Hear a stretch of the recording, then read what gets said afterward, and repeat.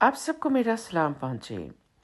जम्मू के साबिक फौजी कुलदीप शर्मा ने जब सहाफ़ी अरफाज डेंग को 5 मरला ज़मीन बतौर तोहफा देने का ऐलान किया तो कश्मीर की वो रिवायत एक बार फिर उजागर हो गई जिसको कट्टर मजहबी जनूनियों ने बारहा दफनाने की कोशिश की। इंडिया में हालिया दिनों में अदालती इंसाफ के बजाय बिल्डोज़र इंसाफ की सैकड़ों मिसालें मिलती हैं, जहां बाज़ अक़लियतों के घर बग़ैर अदालती ऑर्डर के मुनहदिम कराए जाते हैं, ज़मीनों से उन्हें बेदखल किया जाता है या फिर इनकी शहरियत छीनी जा रही है। जम्मू कश्मीर का मामला बक़िया इंडिया से ज़रा मुख्तलिफ है।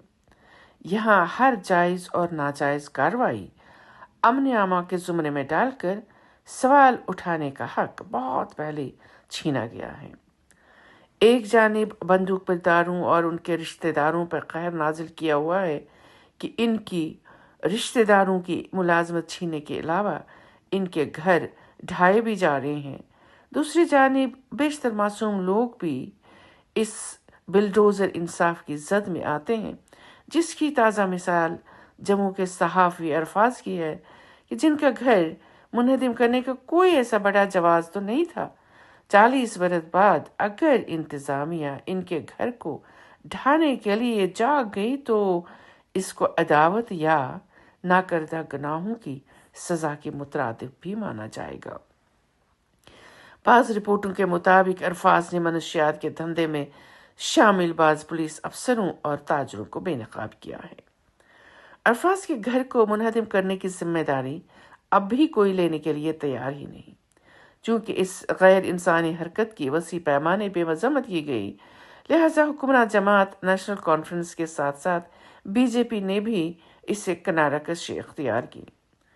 फिर बीजेपी के लिए जम्मू में ये खबर मजीद दर्द सर का बाइस बनी जब एक साबिक हिंदू फौजी ने मुसलमान के लिए अपनी ज़मीन वक्फ कर ली। यानी मजहब की बुनियाद पे मुनक़सिम करने का पार्टी का एजेंडा इतनी मेहनत के बाद फेल हुआ, और वो भी जम्मू कश्मीर में, जिसको वो पूरे मुल्क में गर्मा गर्म केक की तरह बेच रही है। मीडिया ने बड़ी जुर्रत करके साबिक फौजी की ज़मीन वक्फ करने की खबर तो चलाई, मगर उसको दोबारा सांप सूंघ गया जब शुपियां के मुसलमान ताजिर मोहम्मद इकबाल शाह ने साबिक फौजी के 5 मरला ज़मीन के बदले में उन्हें 10 मरला बतौर तोहफा देने का ऐलान किया। जहां एक तरफ मीडिया इस भाई बिरादरी की रिवायत को संभाल नहीं पा रहा था, वहीं हिंदू जमातें अपनी इंतहा पसंद पॉलिसियों पे दोबारा सख्ते में आ गई, क्योंकि गुमान था कि हमने तो सबकी सोच बदल डाली है, मगर ये क्या कि अब भी हिंदू मुसलमान एक दूसरे पे अपनी जान और जायदादें निछावर कर रहे हैं। हिंदू इंतहा पसंदों को ये बातें कहाँ हज़म होती। वो सोशल मीडिया पे अपनी खुराफात फैलाने लगे कि जिसकी रोटियां वो गुज़िश्ता 15 बरसों से सेंक रहे हैं। जम्मू कश्मीर में एक बार फिर उस इंतहा पसंद सोच को शिकस्त मिली और उन रिवायात में दोबारा रूह फूंकी गई जिनको पामाल करने में जनूनियों ने कोई कसर नहीं छोड़ी थी।